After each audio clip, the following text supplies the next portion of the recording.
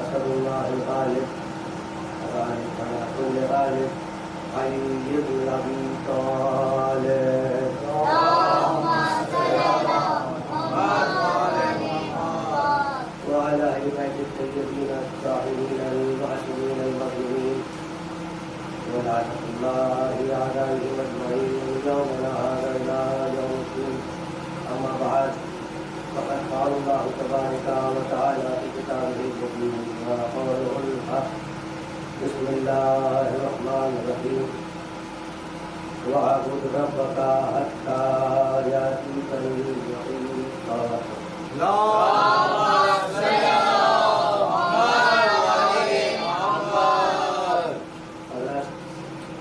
ایک مرتبہ سورہ فاتحہ اور تین مرتبہ سورہ اخلاص کی تلاوت فرما کر معروضہ ہے کہ مرحوم نواب فخر الملک جنگ بہادر، مرحومہ زینب بیگم بنت حیدر علی خان اور مرحوم کاظم بیگم بنت اکبر علی خان کی فرما پیش ہے.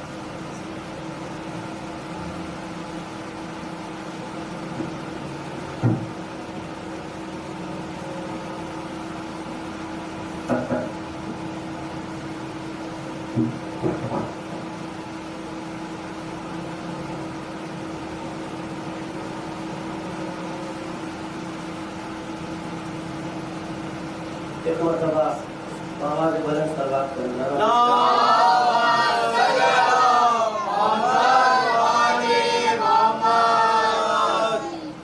عزیزان گرامی، جہاں تک میری آواز جا رہی ہے، اس سے قبل کے موضوع پر آؤں دو باتوں کی وضاحت کرنا چاہتا ہوں.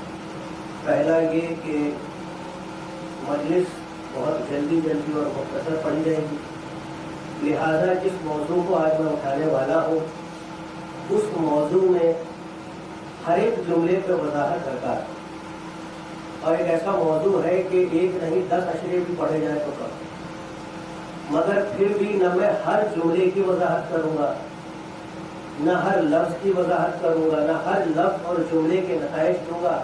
2 یا 3 نتائج جلدی آپ کے حوالے کرنا ہے اور مسائل تک آنا ہے. لہٰذا جو اگر یہ سوچ رہے ہیں میری گزشتہ پہلی کی مجالس میں شرکت کر کے کہ غالباً میں 1.5 گھنٹہ پڑھوں گا یا 1 گھنٹہ پڑھوں گا، تو اس بار ایسا نہ ہوگا. انشاءاللہ 35 سے 40 منٹ میں زحمت تمام ہوگی، اس لیے کہ اس سے زیادہ نہ آپ لے پائیں گے نہ میں دے پاؤں گا. وقت کی کمی ہے، تمام مجالس میں جانا ہے. دوسرا یہ کہ ایک درخواست میرے پاس آئی، درخواست کیا ہوا، ایک حکم میرے پاس آیا کہ برسوں برس جناب سکینہ کے زندان کے مسائل سن کے بور ہو چکے ہیں، کچھ نیا پڑھے. سوال میرا یہ ہے کہ جو مصائب آل محمد پر ڈھائے گئے ان سے الگ پڑھوں کیا؟ ایک بات تو یہ تمام مومنین ذہن نشین کر لیں کہ خود مقاتل کی جو کتب ہے ان میں وہ درج ہی نہیں ہے جو دراصل اور در حقیقت مصائب ڈھائے گئے. بزرگ علماء یہ بیان فرماتے ہیں کہ مشکل 15 سے 20% ظلم لکھا ہے کتابوں میں، باقی چھپا لیا گیا. اس لیے کہ اگر یہ لکھ دیا جاتا تو مجلسوں میں پڑھنا دور تھا، مومنین کتاب پڑھ کے مر جاتے. تو جب حال یہ ہے، جتنا مصائب تاریخ میں ملتا ہے، دیکھیے نہ میں ان ذاکرین میں ہوں کہ گڑھ کے مصائب لکھوں یا گڑھ کے مصائب پڑھوں، اس لیے کہ اپنی طرف سے مسائل کے جملے میں ایک ذرہ بھی بڑھوتی کرنا، ایک ذرہ بھی بڑھانا آپ کا امام حسین کے قاتلان میں شامل ہو جانا ہے. نعوذ باللہ آپ بتا رہے کہ اور یہ ظلم ہونا تھا. لہذا قطن یہ کسی ذاکر اور عالم سے نہ کہا کریں کہ اور زیادہ کچھ نیا پڑھے. تاریخ میں جو مصائب ہے، اور ایک مومن کے لیے تو اتنا ہی مر جانے کا مقام ہے کہ کہاں علی اور حسین اور نبی کی بیٹی اور یزید کے دربار میں. میں مصائب تک ابھی آیا نہیں ہوں لیکن بتا رہا ہوں کہ اتنا ہی ہمارے بزرگ علماء تاریخیں بتاتی ہیں کہ جب ذاکر ممبر سے پڑھتا تھا صرف یہ جملہ کہتا تھا زینب اور یزید کا دربار، اسی میں نہ جانے کتنا غش آ جاتا تھا. آنکھوں سے پانی کی جگہ لہو جاری ہوتا ہے. تو ہمارے لیے تو یہ مر جانے کا مقام ہے ہماری غیرت کے لیے کہ ہماری آقازادیاں اور یزید پلیت اور یزید جیسے فاسق اور فاجر کے دربار میں علی کی بیٹیاں. تو ایکسٹرا مسائب نئے مسائب کی تلاش نہ کریں، جو مسائب ہیں انہی کو سنیں، انہی پہ گریہ کریں. 1400 سال سے امام حسین علیہ السلام کی شہادت کا مسائب سنتے ہیں. کیا کسی نے کہا کہ ایک طریقے سے قتل کا وہ سن کے بول ہو گئے، کوئی اور طریقہ بیان کرو کہ امام قتل ہوئے ہو؟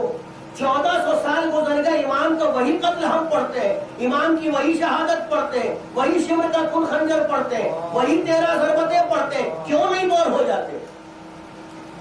تو صرف اتنا ہی گزارش ہے کہ مسائب میں یہ نہ کہا کرے کچھ نیا پڑھیں. ہاں فضائل میں آپ کہہ سکتے ہیں ہزار گوشے ہیں. مسائب میں گوشہ نہیں ہے، مسائب میں فکر ہے، مسائب میں تصورات ہے، مسائب میں احساسات ہیں، جذبات. اگر یہ ہٹا دیا جائے تو کتنا ہی مسائب پڑھ لے گریہ ہو ہی نہیں سکتا. صلوات پڑھے بر محمد.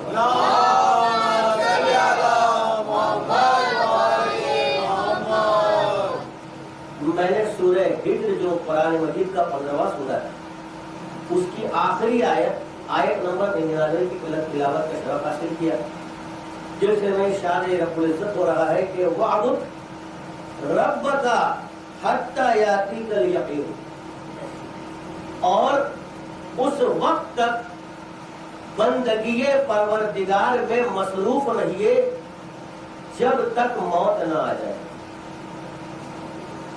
اس وقت تک بندگی پروردگار میں مصروف رہیے جب تک موت نہ آ جائے. لفظ عابد کا ذکر ہوا. ہمارے یہاں فقہ جعفریہ میں اس لفظ عابد کا جب ترجمہ کیا گیا اردو میں، قرآن کی آیات کا ترجمہ کیا گیا تو کہیں بندگی لکھی گئی، کہیں عبادت لکھی گئی. معنی ایک ہی ہے. عابد بنا عبد سے. عابد جب عبادت فعل ہو جائے تو عابد کہلاتی ہے، جسے ہم انگریزی میں ورب کہتے ہیں. جب تک ناؤن رہے یعنی اسم رہے تو عبادت یا عبودیت کہلاتی ہے. عبادت اور عبودیت ہے اسم، عابد ہے فعل یعنی عبادت کا کرنا، عابد ہے عبادت کرنے والا.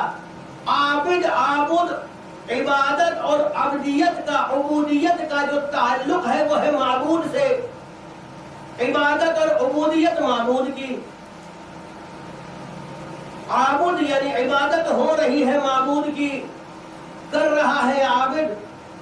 قرآن میں ذکر ہو رہا ہے تب تک بندگی پروردگار میں مصروف رہیے جب تک موت نہ آ جائے.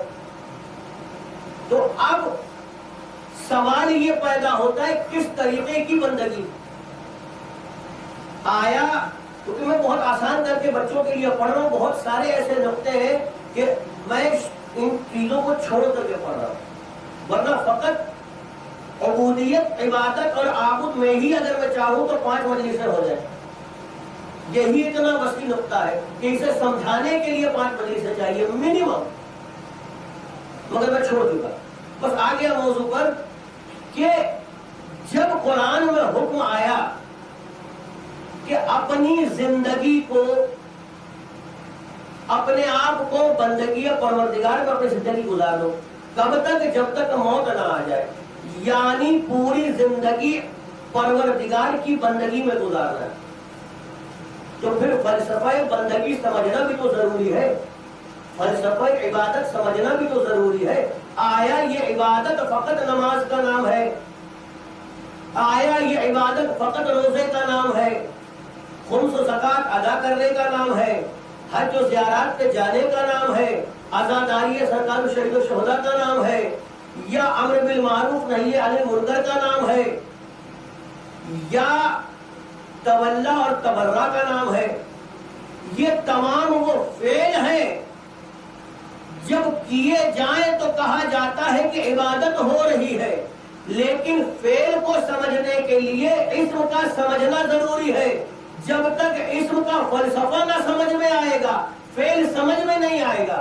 یہی تو وجہ ہے کہ انگریزی ہو یا اردو ہو یا کوئی زبان ہو، بچے کو جب لغت سکھائی جاتی ہے، گرامر سکھایا جاتا ہے، اسم پہلے سکھایا جاتا ہے، ناؤن پہلے سمجھایا جاتا ہے.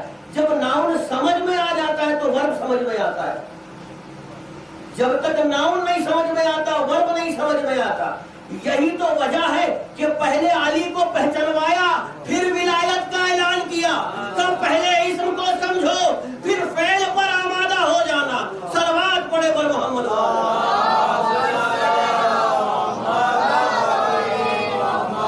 اپنی پوری زندگی رسول نے علی کو پہچانوایا، فاطمہ کو پہچانوایا، حسنین کو پہچانوایا، زندگی بھر اسم کو پہچانواتے چلے گئے. کہا جب ناؤن سمجھ میں آ جائے گا تب غدیر میں فعل کا اعلان کروں گا. من کن تو مولا ہو فہذا علی المولا.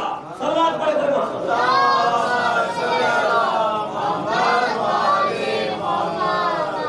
تو سمجھ میں یہ آیا کہ جب تک اسم کا فلسفہ نہ سمجھ میں آئے، جب تک اسم کی معرفت نہ ہو، فعل کا فائدہ بھی نہیں، فعل سمجھ میں نہ آئے گا.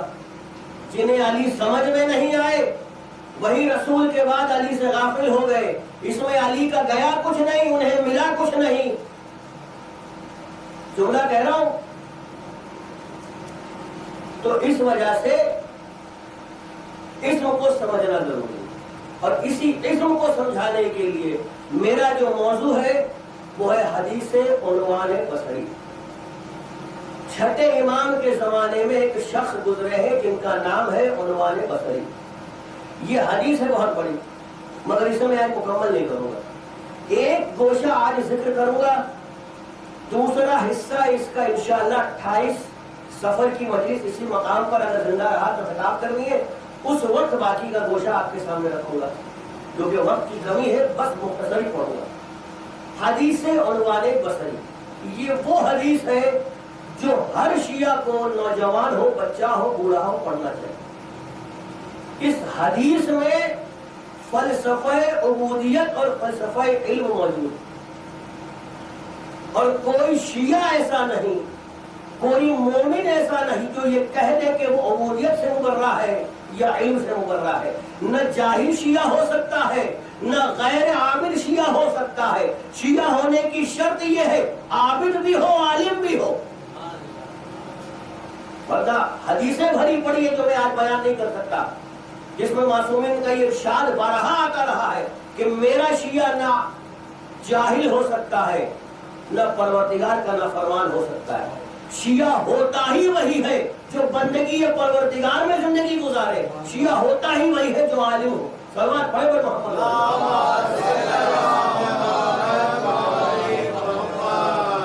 اس حدیث عنوان بصری کا ریفرنس ہے بہار الانوار جلد نمبر 1 عربی میں صفحہ نمبر 236. علامہ باقر مجلسی اپنے استاد شیخ بہائی سے نقل کرتے ہیں کہ میں نے اپنے استاد شیخ بہائی سے ان کی ہینڈ رائٹنگ میں، ان کے ہاتھوں سے لکھی یہ حدیث ان کی کتاب میں پڑھی، اور وہاں سے میں بہار الانوار میں نقل کر رہا ہوں.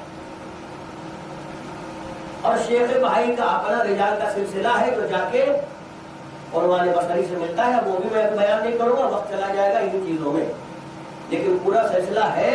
آپ کسی بھی عالم سے جا کے رجوع کر سکتے ہیں، آپ کو معلوم پڑ جائے گا. حدیث شروع ایسے ہوتی ہے کہ عنوان بصری مدینہ میں رہنے والے ایک شخص ہے، در حقیقت تعلق بصرہ سے ہے، اس لیے نام عنوان بصری پڑا، لیکن رہتے اس وقت جب یہ حدیث واقع ہوئی ہے مدینہ میں رہ رہے. 94 برس 94 ایئرس کی ان کی ایج ہے، 94 برس.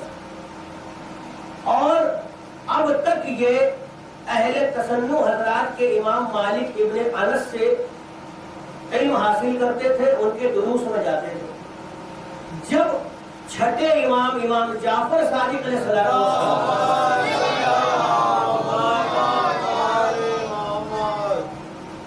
آپ کی آمد مدینہ منورہ میں جب ہوئی ہے اس زمانے میں، اب اس کی بھی تاریخ ہے، پھر تاریخ بیان کرنے بیٹھوں گا پھر حدیث پڑھے گی. مسئلہ یہ کہ کچھ ایسے شعبے ہوتے ہیں ہر مجلس میں جن کا خلاصہ کرنا ضروری ہوتا ہے، کرنے بیٹھو تو 1 گھنٹے کی مجلس ہو جاتی ہے، پھر شکایت کا مسئلہ آ جاتا ہے. اس وجہ سے میں چیزوں کو چھوڑ رہا ہوں. کبھی آ کر کے میرے غریب خانے میں تشریف لائیے گا تو ہر چیز کی بات ہو جائے گی، سب کو میرا گھر معلوم ہے.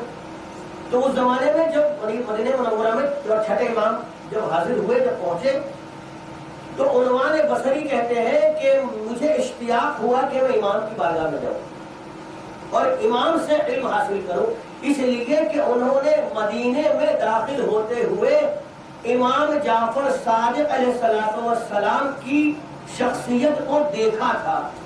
ایک جھلک دیکھی تھی، عشق امام میں مہو ہو چکے تھے. ایک جھلک اور مولا کا عشق دل میں آ گیا. کہاں بیٹھ کے درس لیتے تھے؟ اب اس چیز کو ذہن میں رکھیے گا، آنے والے حصے میں آپ کو پتا چلے گا بات کہاں سے کہاں جا رہی. کہاں بیٹھ کے درس لیتے تھے؟ ایک جھلک معصوم کی دیکھی، دل میں عشق معصوم پیدا ہوا، اشتیاق ہوا کہ معصوم سے علم حاصل کرے. پہنچے معصوم کی بارگاہ میں، خواہش کو ظاہر کیا کہ مولا آپ سے علم حاصل کرنا ہے. مولا نے کہا عنوان میں بہت مصروف ہوں اپنی عبادات میں، دوسرا سرکاری نمائندوں کی سخت گیری ہے جو مجھے لوگوں تک علم پہنچانے نہیں دے رہی ہے، ایسے میں تمہاری مدد نہیں کر سکتا. امام کا انکار بھی کیوں تھا یہ اب پتا چلے گا، ورنہ امام معصوم کسی کو خالی ہاتھ دروازے سے واپس کر دے یہ ہو نہیں سکتا. تو پھر امام نے منع کیوں کیا؟ اس کی وجہ ہے امام کا عنوان بصری کو منع کرنا ہم تک اور ہمارے بعد صبح قیامت تک آنے والی امت رسول کے لیے ایک پیغام تھا. جب منع کر دیا تو عنوان بصری اپنے گھر پہنچے اور گریہ اور زاری میں اتنا مہو ہو گئے اور اتنا رونے لگے اور روتے جاتے تھے اور یہی سوچتے جاتے تھے کہ مجھ میں ہی کوئی ایسی کمی ہوگی جو فرزند رسول نے مجھے علم دینے سے منع کر دیا، فرزند رسول نے مجھے اپنے پاس بٹھانے سے منع کر دیا. اگر میرے کردار اور عمل میں کمی نہ ہوتی تو فرزند رسول مجھے واپس نہ کرتے. چنانچہ یہ اٹھے، کافی دنوں تک اپنے گھر پہ روتے رہے، پھر یہ اٹھے، روضہ رسول تک پہنچے، روضہ رسول میں زیارت کی، رسول علیہ رسول پر صلوات بھیجی، 2 رکعت نماز حاجت رسول کے روضے پہ ادا کی، بارگاہ خداوندی میں ہاتھوں کو بلند کیا، کہا میرے پالنے والے تو بہتر جانتا ہے میرے دل کا اضطراب کیا ہے، فرزند رسول کا دل میری طرف موڑ دے، ان کے دل میں میرے لیے نرمی اور محبت کو بھر دے اور مجھے یہ موقع فراہم کر دے کہ میں فرزند رسول کی بارگاہ میں بیٹھ کے علم کو حاصل کر سکوں. جب یہ دعا کر چکے تو پھر اپنے گھر آئے. 1 ہفتہ اس کے بعد پھر اپنے گھر میں روتے رہے. 1 ہفتے کے بعد بے چینی اور اضطرابی کے عالم میں بھاگتے ہوئے مدینے کی گلیوں سے ہوتے ہوئے امام کے در دولت پر پہنچے. دق الباب کیا، وہاں پر امام کا غلام نکل کر کے آیا. کہا کیا کام ہے، کس لیے آئے ہو؟ کہا چوکھٹے فرزند رسول پر سلامی دینے آیا. کہا امام ابھی حالت نماز میں، وہیں در دولت امام چھٹے امام کے در پر بیٹھ گئے، عنوان بصری انتظار کر رہے تھے. کچھ دیر ہوئی تھی کہ پھر غلام آیا. کہا امام نے تمہیں یاد کیا. اب یہ امام کے دربارگاہ میں پہنچے. اس سے پہلے کہ آگے کا مسئلہ پڑھوں، یہ بات سمجھ میں آئی. پہلے گئے تھے تو امام نے واپس کر دیا تھا، دوبارہ گئے تو امام نے لے لیا. یہ پیغام دو اس میں نہا ہے. پہلا پیغام یہ ہے کہ امام کی بارگاہ میں جا کر کچھ لینے کے لیے اپنے کردار کو صاف اور شفاف کرنے کی ضرورت ہے.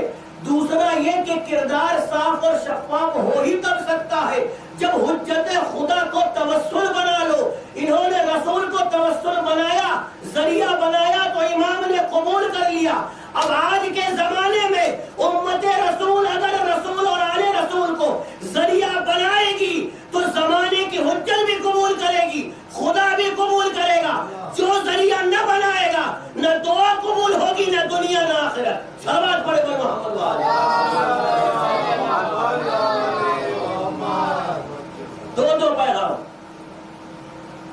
پہلا یہ کہ اپنے کردار کو صاف و شفاف کرو. جو ہمیشہ مثال دیتا پانی ایک برتن میں کب جا کے بھرا جاتا ہے, ہم آپ کب ایک برتن میں پانی بھریں گے پینے کا جب وہ برتن صاف اور پاک ہوگا. نہ نجس برتن میں پینے کا پانی بھر کے رکھیں گے, نہ غلیظ برتن میں بھر کے رکھیں گے. لہذا اپنا کردار جب صاف ہوگا, عمل میں جب اہل بیت کے کردار یہاں ہو جائیں گے, تب اہل بیت کے بس میں بیٹھنے کا حق ہوگا. ورنہ فقط دل میں محبت ہو, عنوان بصری کے دل میں محبت تو تھی, جب دیکھا تھا تب تھی. فقط پیکر معصوم کو دیکھ کر محبت کا پیدا ہو جانا یہ معصوم کے بس میں بیٹھنے کی دلیل نہیں ہوتا. کردار سے کردار کا مل جانا, اپنے عمل کو صحیح کر لینا اور چوکھٹے معصومین پر اپنی جبی کو خم کر کے انہیں ذریعہ بنانا اپنی دعاؤں کی مغفرت کی قبولیت کے لیے, تب جا کے معصوم کی بارگاہ میں قبولیت کا شرف حاصل ہوتا. صلوات پڑھے پر محمد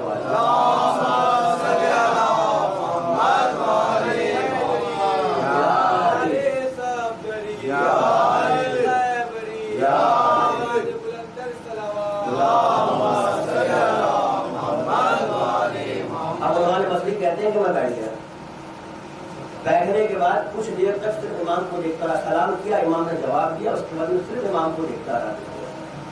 کچھ دیر کے بعد امام نے پوچھا تمہارا نام کیا ہے, کنیت کیا ہے؟ کہا میری کنیت ابو عبداللہ. امام نے کہا کہ پروردگار اس کے کردار کو اس کی کنیت پر قائم رکھا. عبداللہ کا مطلب کیا ہوتا ہے؟ اللہ کے بندے کا باپ. دعا کیا کی امام نے؟ اس کے کردار کو اس کی کنیت پر باقی رکھنا, یعنی کہ ہمیشہ یہ تیرا بندہ اور تیرے بندے کا باپ رہے, یعنی تیری بندگی میں اس کی زندگی گزرے.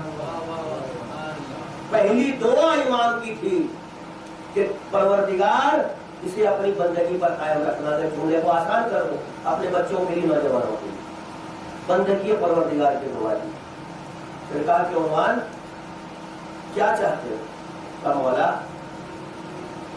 میں آپ کی بارگاہ میں حاضری کا شرف چاہتا تھا, آپ کے دل میں اپنے لیے محبت چاہتا تھا, اور آپ سے علم کو حاصل کرنا چاہتا تھا. اور مجھے لگتا ہے کہ میں نے جو دعائیں کی ہیں پروردگار عالم نے میری دعا قبول کر لی, تبھی مجھے یہ شرف آپ کی بارگاہ میں حاضر کر ملا.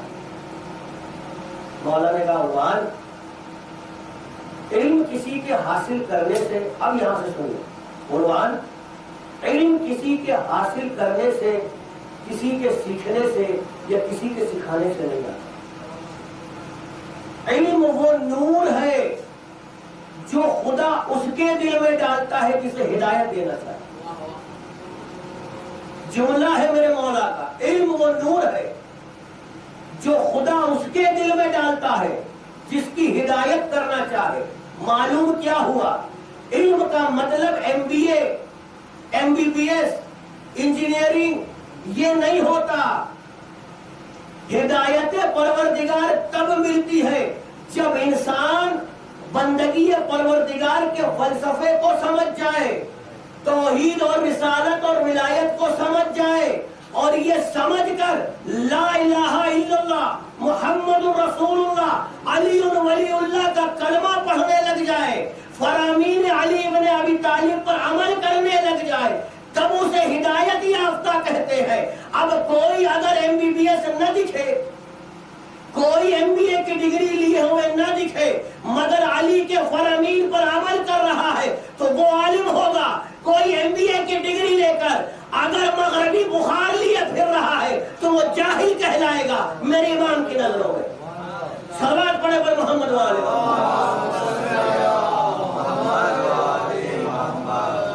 یہ کہ مولا نے کہا کہ علم وہ ہے ہی نہیں جو سیکھنے سے آئے. آج کا وہ علم جو ہم سیکھتے ہیں, نوجوانوں سے مخاطب ہو, آج کا وہ علم جو ہم سیکھتے ہیں گہوارے سے پلاننگ ہوتی ہے. علم کو سیکھو اس لیے کہ آگے گریجویشن کے بعد جاب کر سکو, ماسٹرز کے بعد جاب کر سکو. اتنا وقت نہیں ہے کہ علم کا خلاصہ کروں, مگر امیر المومنین نے علم کے بارے میں ایک جملہ کہا تھا جو مجھے آج یاد آ گیا میں بتا دوں. امیر المومنین نے کہا تھا علم وہ نہیں ہے جو تمہیں اس لیے حاصل کرنا ہے کہ تم جاب کرو, تم ملازمت کرو, تم پیسے کماؤ. علم کو نہ پیسہ کمانے کے لیے سیکھو, علم نہ حاصل کرو اس لیے کہ کسی کے سامنے اپنے آپ کو بڑا دکھاؤ, علم نہ اس لیے حاصل کرو کہ کسی کے سامنے اپنے آپ کو عالم ثابت کرو, علم اس لیے حاصل کرو کہ خدا کو پہچان سکو. چھٹے امام کہہ رہے کہ علم وہ ہے جو خدا کسی کے دل میں تب ڈالتا ہے جب اسے ہدایت دینا چاہے. تو کل ملا کر کے ہدایت معصوم کی نگاہ میں وہ ہے جب انسان معرفت خدا بندی کو پالے. جب معرفت خدا بندی کو کوئی پا لیتا ہے تو وہ صحیح معنی میں عالم کہلاتا ہے. اب اس عالم کے پاس دنیا کی MBBS کی, انجینئرنگ کی, MBA کی کوئی ڈگری ہو یا نہ ہو, ورنہ معصوم کی نگاہ میں بڑی بڑی ڈگری لے کر اگر مغربی تہذیب کو اپنے گھر میں اپنے بچوں پر اگر آپ نے ڈال دیا ہے تو پھر ایسے شخص امام کی نگاہ میں جوہلا کہلاتا. لہذا علم کا سب سے بڑا فلسفہ اگر حدیث عنوان بصری سے ملتا ہے تو یہ ملتا ہے. اور بھی اس کے شعائیں ہیں, برانچز ہیں, جن پر ابھی بات میں نہیں کروں گا, بہت ساری چیزیں ہیں. صلوات پڑھے برحمۃ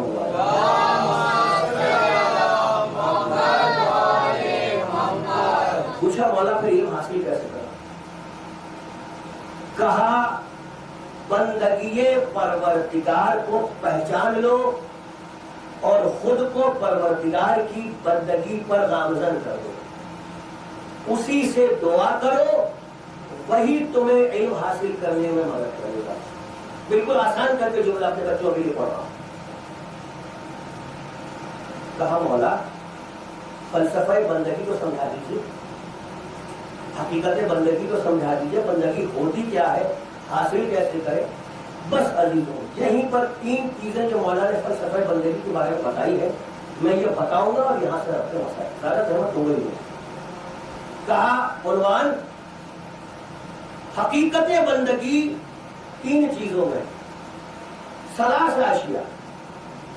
کیا مولا؟ پہلا یہ کہ دنیا میں پروردگار عالم نے تمہیں جن جن چیزوں سے نوازا ہے انہیں اپنا مسئلہ, اسے سینس آف اونرشپ کہتے ہیں انگریزی میں. اپنی ملکیت نہ جانو. پروردگار نے تمہیں دولت سے نوازا, دولت اپنی نہ جانو. تم نے بہت محنت کی, بڑا بزنس کھڑا کیا, امپائر کھڑا کر لیا, بلین اینڈ ٹریلین ڈالرز کا امپائر کھڑا کر لیا, بزنس امپائر. اسے اپنی دولت نہ جانو, خدا کی دی ہوئی جانو, خدا کی امانت جانو. تمہیں اللہ نے اولاد عطا کی, اسے اپنی نہ جانو, اللہ کی جانو. تمہیں اللہ نے ماں باپ بھائی بہن دیے, اسے اپنا نہ جانو, اللہ کا دیا ہوا جانو. تمہیں اللہ نے نیک سیرت بیوی دے دی, اپنی نہ جانو, اللہ کی دی ہوئی جانو. تمہیں اللہ نے اقتدار دیا, تمہیں اللہ نے عزت دی, تمہیں اللہ نے شہرت دی, تمہیں اللہ نے دنیا میں تمہاری پرسنالٹی کو سوشلائز کر دیا. کسی چیز کو اپنا نہ جانو, ہر چیز کو اللہ کی امانت جانو. جب اللہ کی ان چیزوں کو امانت جان لو گے تو یقین جانو کسی چیز کے نہ کھونے کا غم ہوگا, نہ کسی چیز کے آنے کی انتہا سے زیادہ خوشی ہوگی. نہ جب کسی کے جانے کا غم ہوگا تو نہ خدا سے کفر اختیار کرو گے, نہ کسی چیز کے آنے کی انتہا سے جب خوشی ہوگی تو پھر تم گناہوں میں ملوث نہیں ہوگے. ورنہ آج کسی چیز کے آنے کی جب خوشی ہوتی ہے تو ہم کہتے ہیں چلو لیٹس پارٹی. نوجوانوں میں تو یہ ہے نا, چلو لیٹس پارٹی. چلو واٹ از پارٹی؟ چلو کولڈ ڈرنک پیتے, چپس کھاتے, یہ کرتے وہ کرتے, وہاں تک تو ٹھیک ہے, چلو let's go to the club. Dance شروع ہو گیا, گھر میں ہی ڈی جے بج گیا. آج کل تو بہت جگہ شادیوں میں ڈی جے بج رہا ہے. کیوں؟ کیونکہ ان چیزوں کو ہم نے اپنا ذاتی سمجھ لیا.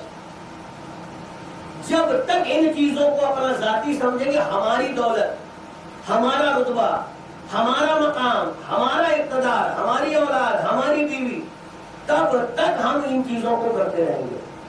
جب جب نعمتیں ملتی جائیں گی شکر پروردگار کا کریں گے, کفران نعمت کریں گے.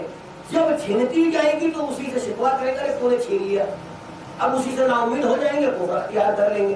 مولا نے کہا جب سمجھو گے ہی نہیں اپنی ملکیت, تو پھر ایسا ہی ہوگا جیسے کوئی تمہارے پاس سامان اپنا چھوڑ کے گیا تو اس کا سامان ہے تمہیں تک خوشی نہیں ہوئی، جب کوئی لے کے چلا گیا تو اس کا سامان کا تمہیں دکھ نہیں ہوا۔ یہی تو وجہ ہے کہ ان مومنین میں وہ جذبہ قربانی اور شہادت آئی کہاں سے جنہوں نے راہ اسلام میں اپنی جانیں دی، چاہے وہ پہلی شہادت نہیں ہو، چاہے وہ زمانے کے آج کے زمانے میں مدافع حرم میں جو لوگ شہید ہو رہے ہیں حرم کی حفاظت کرتے ہوئے، جذبہ یہ ہے کہ میرا کچھ نہیں اللہ کا ساتھ۔ صلوات پڑھے بڑے محمد والے۔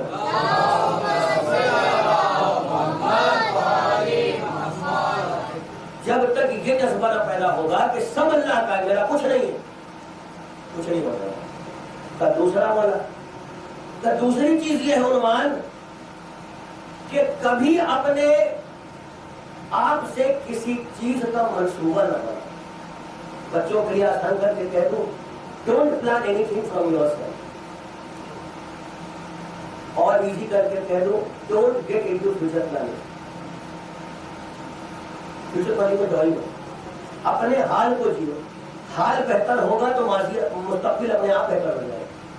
مستقبل کو بہتر بنانے کے چکر میں حال بھی خراب کر دو گے، فیوچر کے چکر میں پریزنٹ برباد ہو جائے گا۔ مولا کیا کہتے ہیں؟ کوئی پلاننگ، کوئی منصوبہ خود نہ بناؤ، اپنے معاملات کے منصوبے کو اللہ کو بنانے کا حق دو۔ جب تم اپنے معاملات میں اپنی پلاننگ کرو گے اور اگر اس پلاننگ کو فیل ہوتا دیکھو گے تو پھر ہر حال میں اسے کامیاب کرنے کے لیے ہر جرم اور ہر گناہ کا راستہ اختیار کرو گے۔ اب میں وضاحت نہیں کر رہا، خود سوچے کہ ہوتا ہے کہ نہیں ہوتا ہے۔ ہم آپ نہیں کرتے، یہاں بیٹھے مومنین ماشاءاللہ سے بہت بہترین ہے، لیکن جہاں جو ہوتا ہے وہ سوچ کر کے دیکھیں، کہیں تو آپ کے معاشرے میں، آپ کے علاقے میں، آپ کے جان پہچان میں، پہچانات میں ہوتا تو ہوگا، کیونکہ یہ عام بات ہے، کوئی ڈھکی چھپی بات تو ہے نہیں۔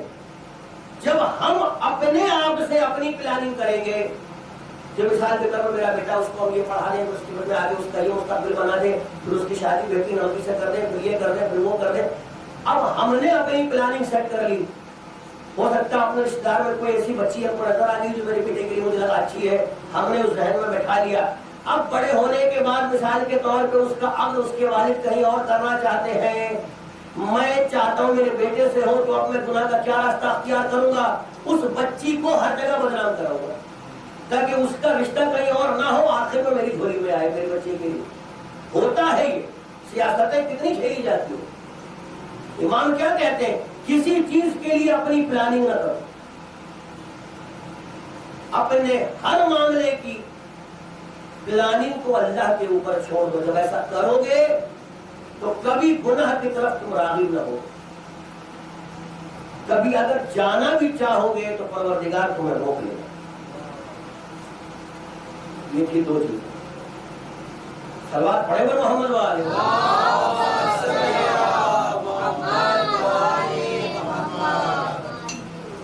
نعرے حیدری، نعرے صدری، نعرے خیبری، آواز بلند کر صلوات۔ اللہم صل علی محمد وعلی محمد۔ کوئی بات نہیں، بات سارا ہے۔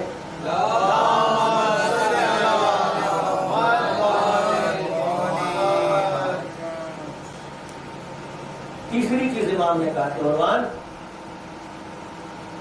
جب تم اپنے معاملات کو اللہ پر چھوڑ چکے، جب تم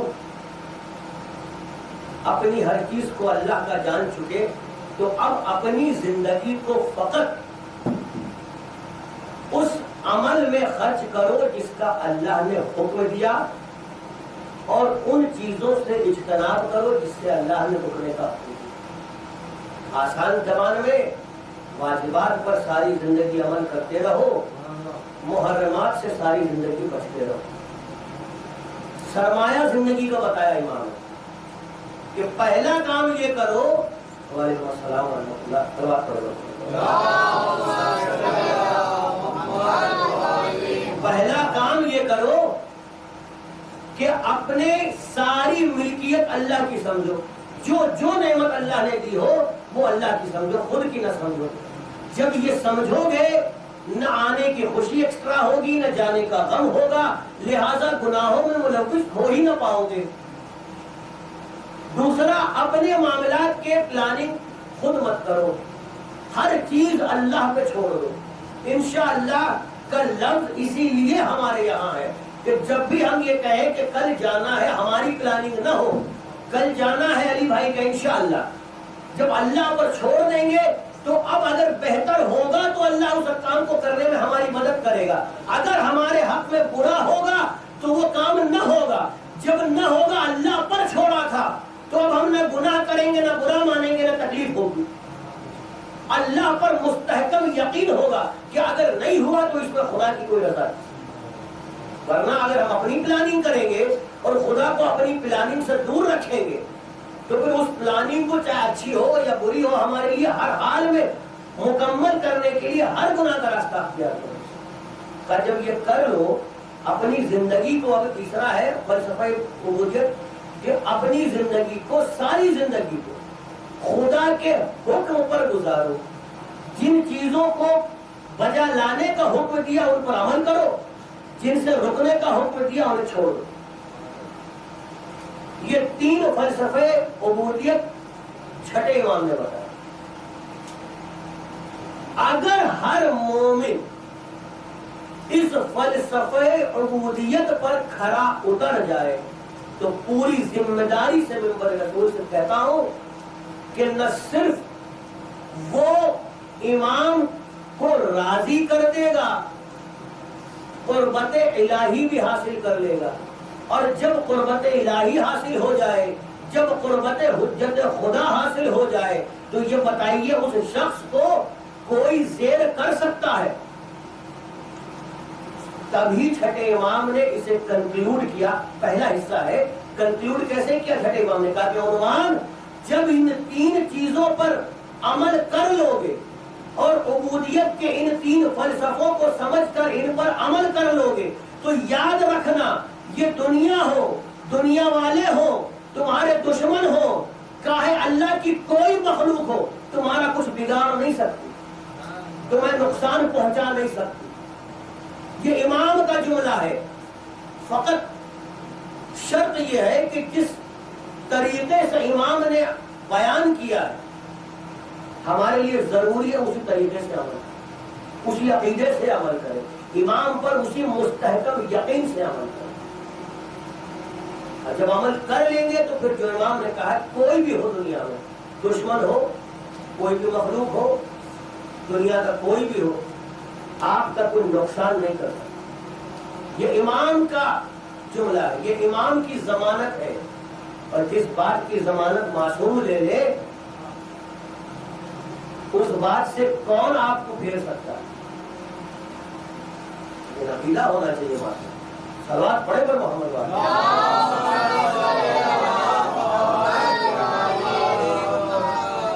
انشاءاللہ اس حدیث کا آخری جو حصہ ہے جس میں امام نے 9 ایسی چیزیں بتائی ہیں جو انہی تین فلسفوں کو مکمل کرنے کے لیے آپ کی مدد کرے گی۔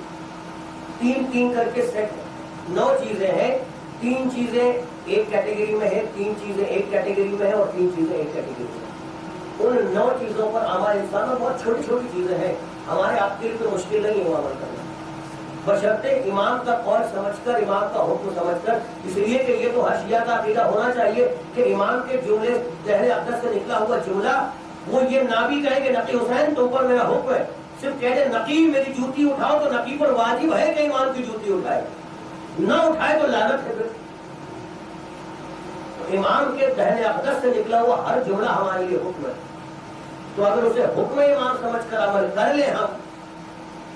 آج بس کنکلوڈنگ ریمارک دے رہا ہوں، جسے کہتے ہیں کہ اپنا نتیجہ آج کا دے کے مسائل تک پڑھ رہا ہوں کہ افسوس کا مقام یہ ہے کہ آج کے زمانے میں ان چیزوں پر عمل کرنا ہم بھول گئے۔ میں زیادہ ان ڈیپ نہیں جاؤں گا، آپ سب سمجھدار ہیں، مسلسل میری مجلسوں میں بہت سارے نکات آپ سنتے رہتے ہیں، علماء کی مجالس سنتے رہتے ہیں۔ خود اپنے آپ ہم سب یہ فیصلہ کریں، اتنے علوم ہمارے لیے بھرے پڑے ہیں، اس خاص حدیث عنوان بصری کے حوالے سے اگر کہوں تو اب اس پر بہت بڑا کام ہو رہا ہے. ایران اور عراق کے حوضوں میں ریسرچ ہو رہی ہے, اس پر شرح لکھی جا رہی ہے, کمنٹریز لکھی جا رہی ہیں. 2 کتابیں ابھی بھی مارکیٹ میں آ چکی ہیں. آپ اگر انگریزی کا ورژن چاہے تو مجھ سے لنک حاصل کر سکتے ہیں, امیزن پر دستیاب ہے 2500 روپے میں. اتنی موٹی کتاب ہے, لیکن اسے پڑھ لیں اگر تو زندگی کامیاب ہے, بندگی اور علم کا فلسفہ سمجھ میں آ جائے. اتنا علم کا خزانہ اہل بیت ہمارے لیے چھوڑ کے گئے. افسوس یہ ہے کہ ہم آج نہ جانے کس روش پہ نکل گئے. میں کسی بھی چیز کو کنڈیم نہیں کر رہا ہوں, کسی بھی چیز کے لیے میں نقطہ چینی نہیں کر رہا ہوں. بس میں ہاتھوں کو جوڑ کے اپنے نوجوانوں اور بچوں سے ایک گزارش کرتا ہوں کہ جو علوم اہل بیت تمہارے لیے چھوڑ کے گئے ہیں انہیں ضائع نہ کرو. اپنے زندگی کا مقصد یہ بناؤ کہ جس فیلڈ میں جا رہے ہو اس فیلڈ میں ایکسل تو کرو, کامیابی تو حاصل کرو, مگر اس کامیابی میں علوم اہل بیت کا ایک حصہ رکھو. علوم اہل بیت کو جان کے سمجھ کے سیکھ کے کامیابی حاصل کرو, اور پھر اس کامیابی کو حاصل کرنے کے بعد منظر عام پر اس بات کو لے کے آؤ کہ دیکھو میں آج اگر ڈاکٹر ہوں تو جو آج میڈیکل سائنس کہہ رہی ہے 1400 برس پہلے میرا امام کہہ کے گیا. ثابت کرو دنیا میں. جو آج کامرس کے پرنسپلز کہہ رہے ہیں وہ 1400 برس پہلے میرا مولا کہہ کے گیا ہے. جو آج انجینئرنگ کی پرنسپلز کہہ رہے ہیں وہ 1400 برس پہلے میرا مولا کہہ کے گیا ہے. میں پوری ذمہ داری سے نوجوانوں کو کہتا ہوں, آخری جملہ ہے کہ علم کا کوئی شعبہ ایسا نہیں جہاں تمہیں امام کی حدیث نہ ملے, جہاں تمہیں امام کی نمائندگی نہ ملے, جہاں تمہیں امام سے مدد نہ ملے. اپنے آپ کو اس لائق بناؤ, عربی زبان سیکھو, فارسی زبان سیکھو, تاکہ ان کتابوں کو حاصل کر سکو. تمہارے اس حیدرآباد میں تمہارے لیے مہیا کرا سکتا ہوں میں کتاب, 10,000 20,000 جتنی کتابیں چاہیے عربی میں فارسی میں, پوری لائبریری تمہارے لیے میں پرووائڈ کروا سکتا ہوں. اگر تم میں وہ جذبہ ہو تو بانی مجلس سے مجھے کانٹیکٹ کرو انشاءاللہ, لیکن اس روش پر آگے بڑھو, کیونکہ اس روش پر جب نہیں تھا کوئی تو کربلا ہوئی. جب اس روش پر کوئی نہیں تھا تو کربلا ہوئی. اپنی ملکیت سمجھ لیا یزید اور اس کے باپ نے ہر چیز کو, اور یزید کے قائندوں نے ہر چیز کو, تو اس نے امام عالی مقام پر ظلم کرنا شروع کر دیا. امام اور اہل بیت کے حرم پر ظلم ہونا اس بات کو بتاتا ہے کہ انہوں نے اس دنیا کو اپنی ملکیت سمجھ لی. یہی وجہ ہے کہ جب شمر امام حسین کے سینے پہ خنجر وقف تھا اور ان خنجر کو امام کے مبارک پہ چلا رہا تھا, امام کبھی آنکھوں کو کھولتے تھے کبھی بند کرتے تھے. ایک مرتبہ کا شمر, تجھے نہیں معلوم کہ میں کون ہوں, تو صاحب پر آ گیا, تمہیں نہیں معلوم کہ میں کون ہوں, کہ میں جانتا ہوں کہ آپ فرزند رسول ہیں, آپ فرزند بطول ہیں, آپ علی مرتضیٰ کے بیٹے ہیں, آپ حسن مصطفیٰ کے بھائی ہیں, تو پھر کیوں قتل کر رہا؟ کیا تجھے جنت نہیں چاہیے؟ کہ اپنے ہاتھوں سے کیوں دوزخ کو دعوت دے رہا ہے؟ کہ جنت دیکھی کس نے ہے؟ مجھے تو اس دنیا کی دولت اور ثروت اور اقتدار سے مطلب ہے جو مجھے ملنے والی ہے, میری ملکیت ہونے والی ہے. آیت اللہ تقی بہجت فرماتے ہیں کہ امام اپنے زمانے کے امام کو دیکھنا کمال نہیں ہے, اس لیے کہ یہ شمر نے بھی تو اپنے زمانے کے امام کو دیکھا, معرفت نہیں, لہذا شمر بن گئے. کاش کہ رسول کی امت کو اہل بیت کے علوم سے ذرا بھی وابستگی ہوتی, اہل بیت کی ذرا بھی معرفت ہوتی تو کربلا کا مارکا نہ ہوتا, نہ حسین شہید کیے جاتے, نہ 72 شہید کیے جاتے, نہ حسین کی شہادت کے بعد حسین کی 4 سالہ بچی پر تماچے پڑتے, نہ حسین کی بہن کے سر سے چادریں چھینی جاتی. یہ اس لیے تھا کہ فلسفہ عبودیت بھول چکے تھے, ہر چیز کو اپنی ملکیت سمجھ بیٹھے تھے, اپنی پلاننگ خود کر بیٹھے تھے, پروردگار نے جس چیز سے روکا تھا وہی کر رہے تھے، جس چیز کو کرنے کا حکم دیا تھا واجبات کو ادا نہیں کر رہے تھے۔ کاش کے یہ کیا ہوتا تو میرا حسین بے دردی سے شہید نہ ہوتا، کاش کے فلسفہ عبودیت کو پہچانا ہوتا تو میرا آقا حسین 3 دن کا بے گور و کفن کربلا کی تپتی زمین پر نہ پڑا۔ 3 دن تک حسین کا جنازہ نہ اٹھا، نہ حسین کی 4 سال کی چاہنے والی سکینہ پہ وہ مظالم ہوتے۔ ایمان سے بتاؤ، اگر دو گروہ کی جنگ ہے تو جنگ فقط وہاں تک مکمل ہوتی ہے جب ایک گروہ دوسرے گروہ پر جنگ کے میدان میں قتل کر کے فتح حاصل کر لیتا ہے۔ یہ کیسی جنگ تھی کہ قتل بھی کیا، لاشوں کو پامال بھی کیا، اور عورتوں اور بچوں پہ ظلم بھی کر رہے ہیں۔ عورتوں کے سروں سے چادریں چھینی جا رہی۔ مقاتل کے جملے ہیں کہ جب امام حسین علیہ السلام کو شہید کر دیا گیا، آپ کے لاشے کو پامال کر دیا گیا، اس حد تک پامال کیا گیا کہ آپ کی ہڈیاں ادھر کی پسلی ادھر کی پسلی ادھر،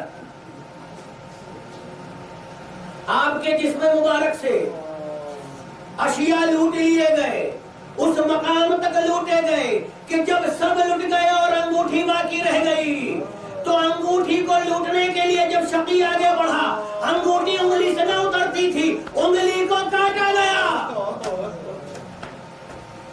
جب یہ کام ہو گیا تو اب لشکر کا رخ امام کے خیام حسینی کی طرف پڑا۔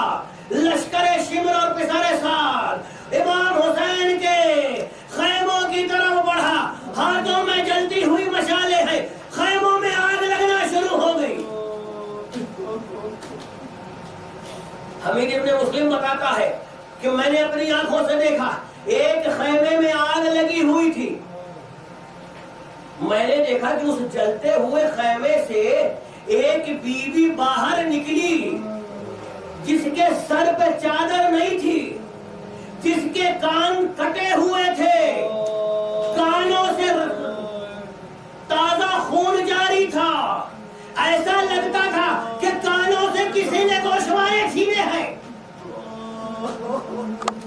جس کے رخسار نیلے تھے جیسے کسی نے تماچے مارے ہو، اس کے دامن میں کرتے کے آگ لگی ہوئی تھی، وہ بچی مقتل کی طرف دوڑتی جا رہی تھی۔ اے بابا اے بابا اے بابا، آپ کے جانے کے بعد شمر نے تماچے مارے، میرے گوشوارے جو آپ نے مجھے دیے تھے شمر نے چھین لیے۔ شام غریبہ آ گئی، میں رک رک کے مسائل بیوی کے پڑھ رہا ہوں۔ شام غریبہ آ گئی، شام غریبہ، بی بی سکینہ، بی بی زینب ایک مرتبہ جب بچوں کو گننے لگی تو کہتی ہے بہن ام کلثوم، ان بچوں میں مجھے سکینہ نظر نہیں آتی، ارے میری سکینہ، میرے بھائی کی بچی کہاں چلی گئی؟ آؤ بہن ام کلثوم ذرا سکینہ کو تلاش تو کرے۔ بی بی زینب اور بی بی ام کلثوم ایک مرتبہ تلاش کرتے کرتے جب مقتل میں پہنچی ہے ترائی میں، کیا دیکھا؟ ایک لاشا ہے جس کے جسم پہ زخم ہی زخم ہے، سر تن سے جدا ہے، اس لاشے سے سکینہ تڑپ کر کے لپٹی ہوئی بین کر رہی۔ جیسے ہی سکینہ کو دیکھا گود میں اٹھایا، اے بیٹی سکینہ، تم نے کیسے پہچانا کہ یہ تمہارے بابا کا لاشا ہے؟ کب پھپھی اماں، جب میں مقتل میں آئی میں بے تحاشا چلا رہی تھی، اے بابا بلا لو، اے بابا ظلم ہوئے، اے بابا تماچے پڑے۔ میرے رونے کی آواز سے اس لاش کے سر سے آواز، اس لاش کی گردن سے آواز آئی، الہیہ الہیہ یا بنیہ، اے بیٹا سکینہ۔ بی بی سکینہ کو گود میں لیا، واپس آئی وہاں پر جہاں خیمے جلے ہوئے تھے، بچوں کے ساتھ بی بی سکینہ کو بٹھایا، سارے بچے تھکے تھے، میں بس ساری زحمتوں کو تمام کرنے کی کوشش کر رہا ہوں، بس ایک دو روایت زندان میں آ جاؤں گا۔ سکینہ کے بارے میں روایتوں میں ملتا ہے کہ سکینہ اس 4 سال کی بچی کا نام ہے جو واقعہ کربلا کے بعد نہ ہنسی ہے نہ اس نے پانی پیا ہے، نہ معلوم کتنا عرصہ بی بی پیاسی رہی۔ یہی تو وجہ ہے نا کہ زندان میں بی بی نے اپنے بھائی سید سجاد سے پوچھا، اے بھیا سید سجاد پیاس کی قسمیں تو بتائیے۔ سید سجاد نے کہا، بہن زینب پیاس کی پہلی قسم یہ ہوتی ہے کہ جب پیاس شدت سے آگے بڑھ جائے تو حلق میں کانٹے پڑ جاتے ہیں۔ کہاں پیاس کی یہ پہلی شدت میرے بھائی قاسم کو یہ شدت تھی، کہ پیاس کی دوسری شدت یہ ہوتی ہے کہ حلق میں کانٹوں کے ساتھ آنکھوں کے سامنے اندھیرا چھانے لگ جائے۔ کہاں یہ کیفیت میرے بھیا علی اکبر کی تھی، کہ تیسری کیفیت ہوتی ہے جب پیاس کے مارے انسان اتنا نڈھال ہو جاتا ہے کہ صرف اپنا منہ مچھلی کی طرح کبھی کھولتا ہے کبھی بند کرتا ہے، اسے مثل تلزہ کہتے ہیں، کہ یہ حالت میرے بھیا علی اکبر کی تھی۔ کہا بہن سکینہ پیاس کی آخری اور چوتھی قسم یہ ہے کہ جب جسم کا پانی اتنا خشک ہو جاتا ہے کہ گوشت ہڈیوں کو چھوڑ دیتے ہیں، کہ اے بھیا سجاد یہ میری قسم ہے، پیاس نے میرے گوشت کو سوکھا کر دیا، میرے گوشت نے ہڈیاں چھوڑ دی۔ تصور درکار ہے عزیزو، 4 سال کی بچی ہے، پیاس کا وہ غلبہ ہے کہ گوشت سوکھ چکا۔ یہ کہنا بہت آسان ہے، اگر آپ میں کوئی بھی ڈاکٹر ہو یا اس کے گھر میں کوئی ڈاکٹر ہو، ذرا جا کے ہیومن ایناٹومی کے بارے میں پوچھنا، تب اس مصائب کا اندازہ ہوگا جس مصائب سے میری شہزادی دوچار ہو رہی تھی۔ وہ وقت بھی آیا جب ایک رات سکینہ کا بین سن کر یزید کی آنکھ کھل گئی کہ یہ کس کے اتنے رونے کا شور ہو رہا ہے، کہ حسین کی بیٹی سکینہ رو رہی ہے، کہ اس کے باپ کا سر اس تک لے جاؤ۔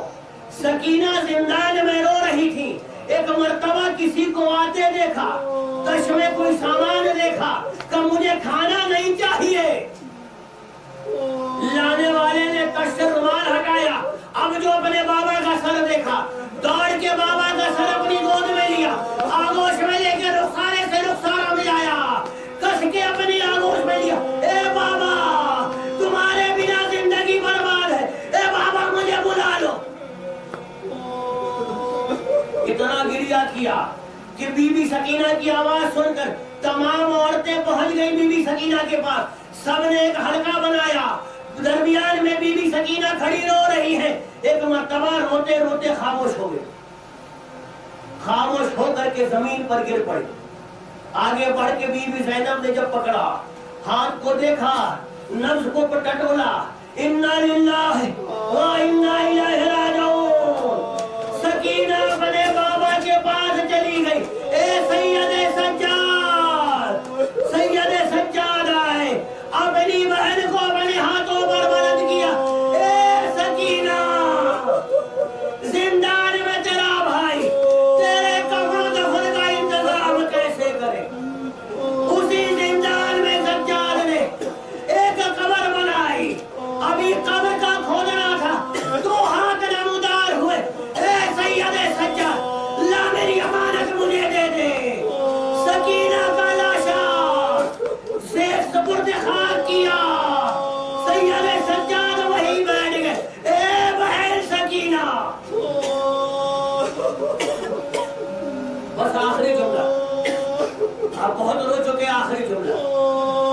قید خانے سے جب یہ قافلہ رہا ہوا ہے اور جب ایک مکان خالی کرایا گیا، بی بی زینب نے کہا کہ مجھے عزاداری کرنی ہے، فرش عزا بچھی، بی بی زینب اور تمام بیویاں بیٹھ گئیں، سارے تبرکات آئے، ایک ایک تبرکات آتا تھا، ایک ایک تبرک ایک بی بی بڑھ کے لے لیتی تھی۔ ایک مرتبہ دو چھوٹی چھوٹے گوشوارے اور ایک چھوٹی سی جلی ہوئی چادر آئی، زینب نے دیکھا، تڑپ گئی، گوشوارے اور چادر کو ہاتھ میں لیا، زندان میں قبر سکینہ پر پہنچی، قبر سکینہ پر چادر بچھایا، دونوں گوشوارے رکھے، اے بیٹی سکینہ ہم رہا ہو گئے، ارے وطن جا رہے بیٹا، ارے وطن نہ چلو گی،